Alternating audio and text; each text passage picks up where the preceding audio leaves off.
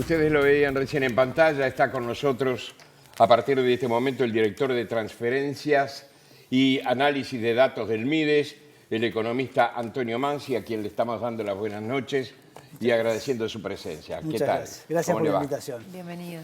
Antes que nada, porque creo que de alguna manera puede guiar parte por lo menos de esta conversación, porque si no nos entendemos en las palabras o en los términos, después cuesta mucho más entender la realidad que se vive. Es decir, hay circunstancias en las cuales se habla de pobreza infantil y hay circunstancias en las cuales se habla de infantilización de la pobreza.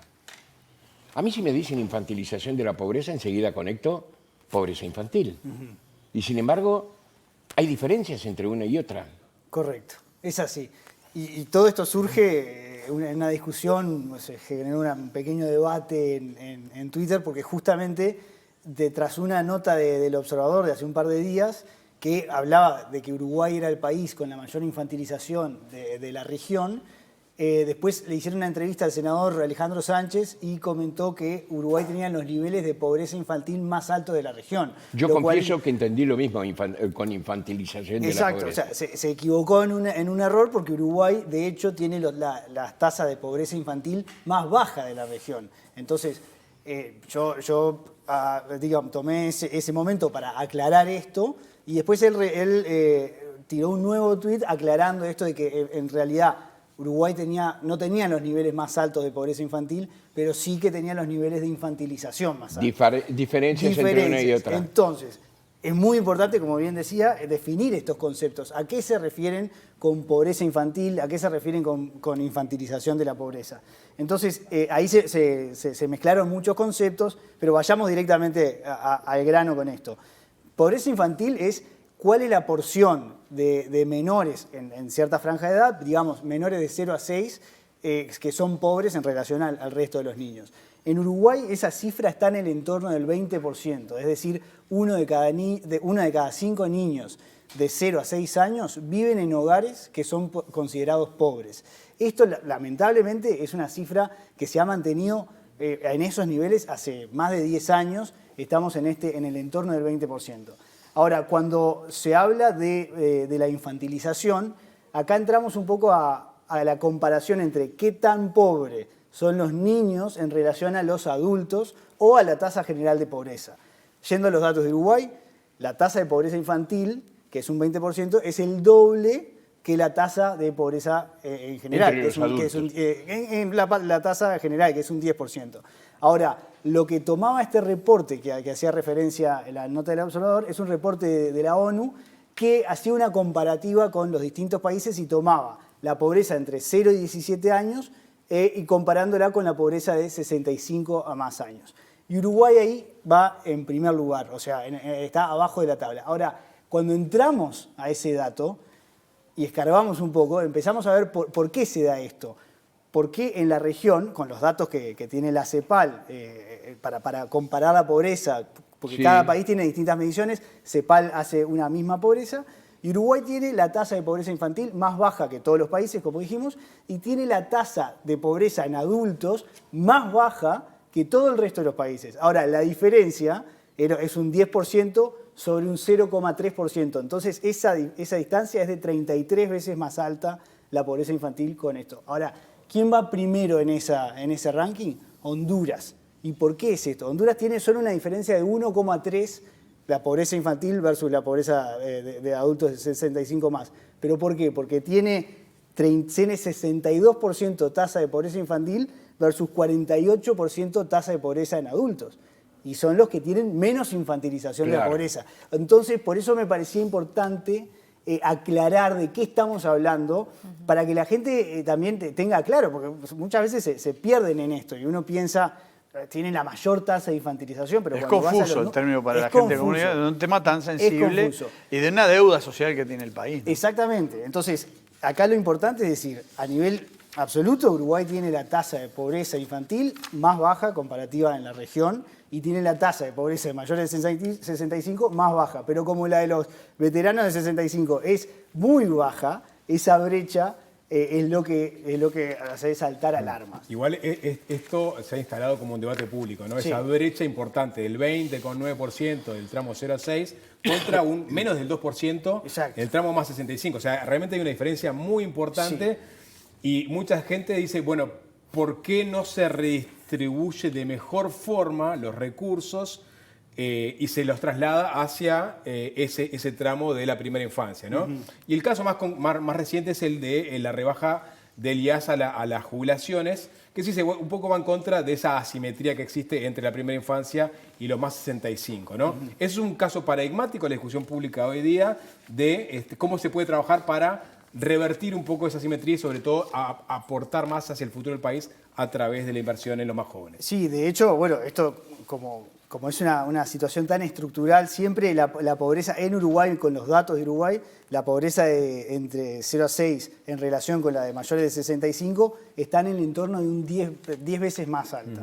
¿Y por qué? Y porque justo lo estaban comentando antes de esta parte, de las presiones desde la gente que prefiere que se distribuya más en los jubilados, en los pensionistas, y la discusión que se está dando ahora sobre una potencial reforma constitucional es un claro ejemplo de esto, de que se está tratando de instalar, de que se congele esa edad de 60 años, y eso va a implicaría destinar más recursos públicos a eso en relación a atender estas causas. Eso tiene que ver, esto no sería, en este caso no sería una reforma constitucional, sino la discusión de una nueva ley, ¿no?, que derogaría. Sí. Pero el hecho de que los mayores, los jubilados, tiene que ver con el mayor poder adquisitivo que les dio la reforma jubilatoria, supongo. Bueno, ahí, digamos, son esas fuerzas, esos, digamos, lobbies, entre comillas, de que siempre terminan diciendo, bueno, los niños no votan. Y eso es porque hay presiones para que los jubilados y los que se van a jubilar se les puedan destinar más recursos públicos ahí. Pero entonces, ¿qué es lo importante? Como bien decía Diego, es hacer foco en focalizar bien esas transferencias sociales y estos programas sociales para empezar a reducir esto. Entendamos también que estas cosas no pasan de un día para el otro, son situaciones, son efectos que llevan su tiempo. Sí. También hemos atravesado el país entero. No quiero ser repetitivo, pero el país entero atravesó un shock como fue la pandemia, con un shock como fue el efecto inflacionario de la guerra de Ucrania, como fue la mayor sequía en la historia. Todo esto hace, obviamente, que hay que ajustar por todos lados. Ahora, lo que se está haciendo ahora para atacar esto de la pobreza infantil, se vienen acumulando varias políticas, por ejemplo, lo del fortalecimiento de las transferencias monetarias focalizadas en hogares con menores de 0 a 6. Ahora nos metemos, Antonio, ahora nos metemos con las políticas focalizadas, pero sobre la discusión macro, ¿no? Y te ponía el ejemplo de la rebaja del IAS, ¿no? Sí. O sea, se le quita presión tributaria a la franja etaria que tiene la menor pobreza de la población total. ¿Está bien para vos esa medida? ¿O habría que justamente tratar de cargarle tributariamente, presión tributaria más fuerte a esa franja etaria para trasladarle a los que están en la franja más pobre? Bueno, a ver, esto fue si mi memoria no me falla, fue una promesa de campaña de reducir un poco ese impuesto. Mi opinión personal creo que no tiene mucho valor en esto. Yo, por supuesto, desde el Ministerio de Desarrollo Social estamos siempre presionando y obviamente debatiendo. Importa porque sos un especialista en transferencias vos, o sea, por eso me importa. Claro, sí, pero nosotros estamos constantemente negociando con el MEF para conseguir mayores recursos hacia los hogares con los que trabajamos nosotros. Y de hecho, el MEF ha tenido muchísima, digamos, generosidad en eso y sensibilidad social en todos los recursos que se han destinado hacia eso. De hecho, hace 2 rendiciones pasadas se aumentó en $50 millones específicamente en el programa de primera infancia. O sea, por supuesto, los recursos son finitos y hay que destinarlos muy bien. Y entendemos que lo que se destina a esta franja de edad no es un gasto, sino que es una inversión. Esto es un término ya conocido, ¿no? Porque... Claro, pero lo que uno puede observar, vos decías que la cifra no ha cambiado en los años, imagino que referís a los gobiernos anteriores y los anteriores, de todos los colores.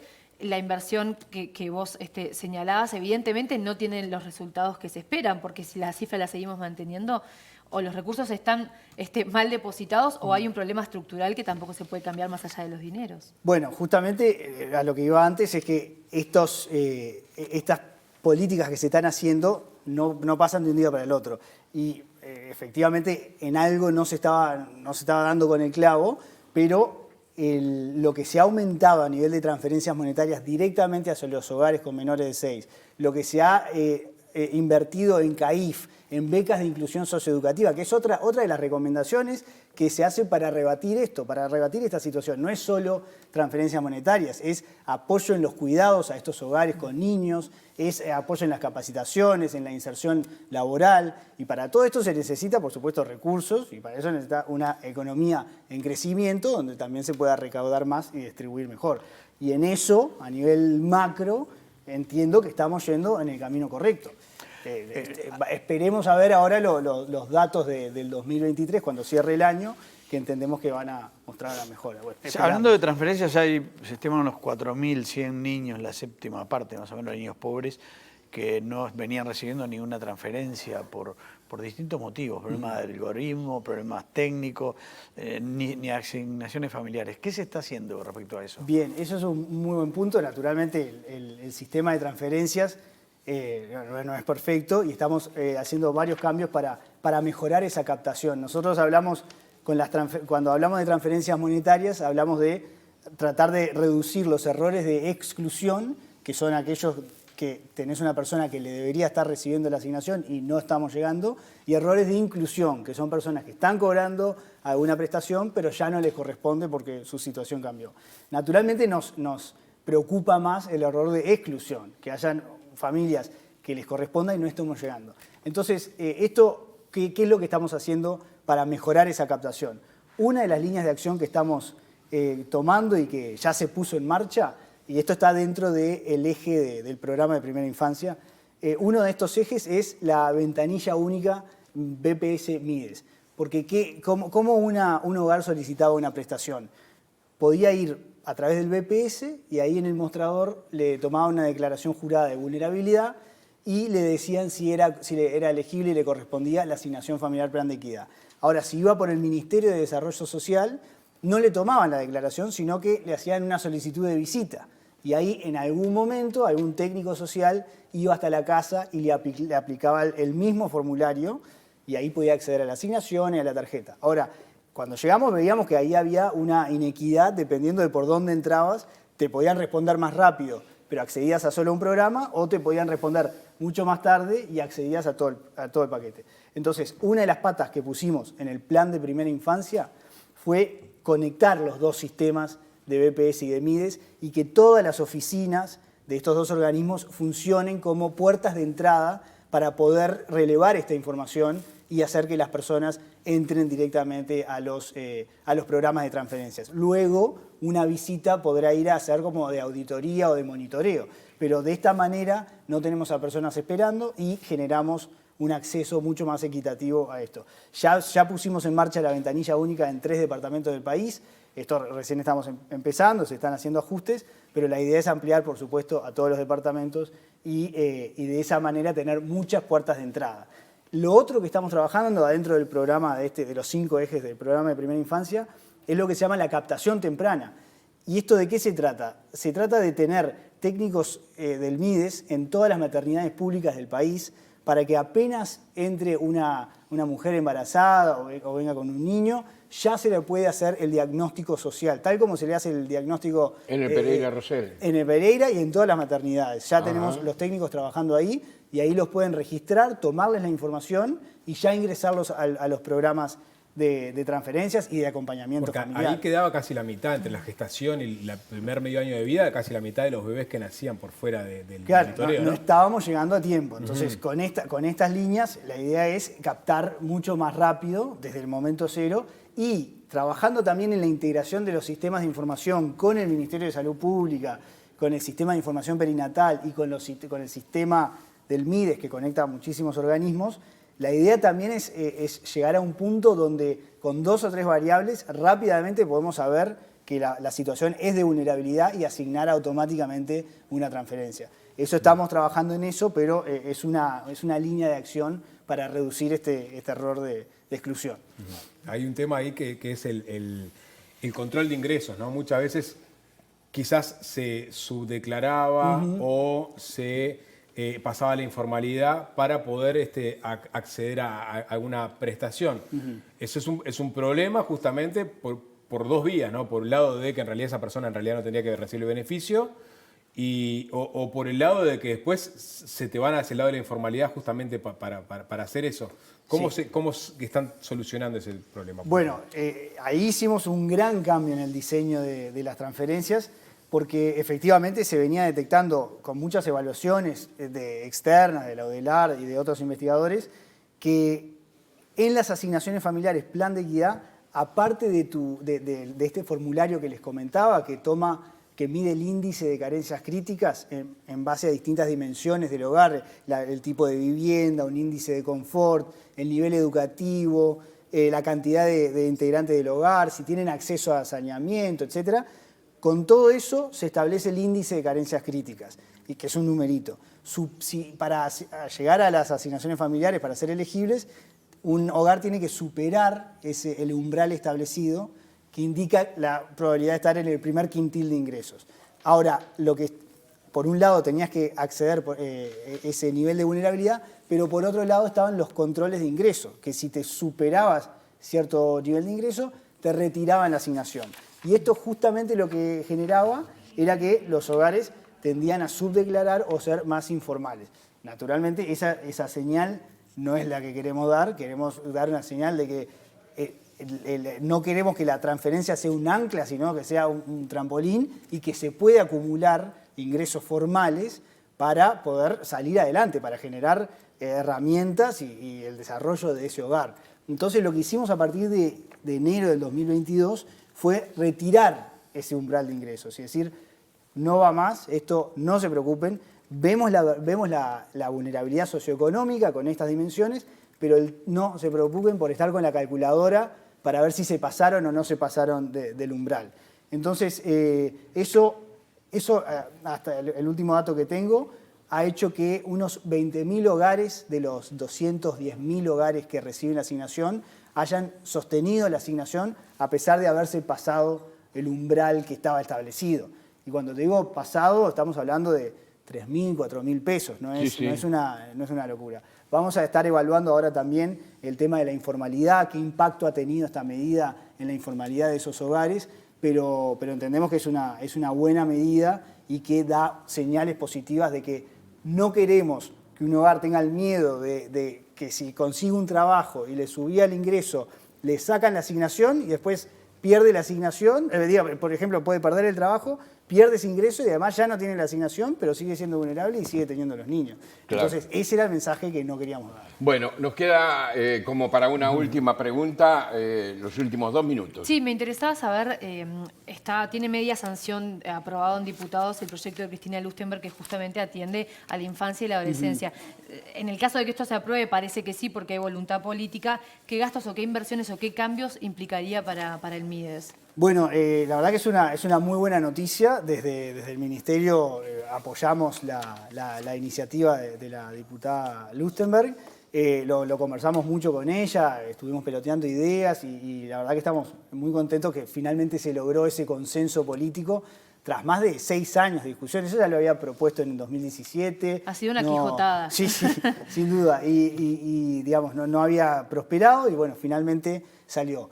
El proyecto de ley no tiene un gasto asignado, o sea, no tiene presupuesto asignado, trabaja más, o sea, su foco es más en la organización. La efectividad. La efectividad y la organización de los recursos y de los organismos que destinan fondos hacia la primera infancia.